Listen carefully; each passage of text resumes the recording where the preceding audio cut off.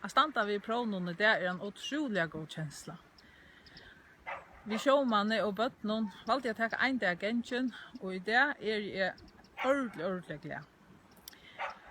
Arne byrja i skolan om arbeid innan søle og marsnarføring, og jeg kjente en tørv av at kjenne meira til det første mentene og meira til mål.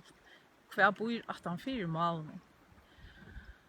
Da man leser mål, så det 2 høvesøker, og til bokmenter og målvisende. Jeg heter så meira til målvisende, men du vel suttje at bokmenter gir mer utrolig negv, til det her som de som donalig og til at de beste innanfor mål velger å spela seg ved målene. Målvisende snur seg mer om målnørslig, og til hva det som vi mennesker lærer vi målet, hvordan bruker vi målet, hvordan uppfattar vi mål och hur handlar vi då på mål. Och här är alla vi kommande för marsnarføring. Jag tror så att vi vinnarna det förska och starkaste och största sölleparameter och det är det som vi ska bruka där vid marsnarføring bäge i förrjun och ut efter. Så då må vi ta mer av det förska vi vinnarna.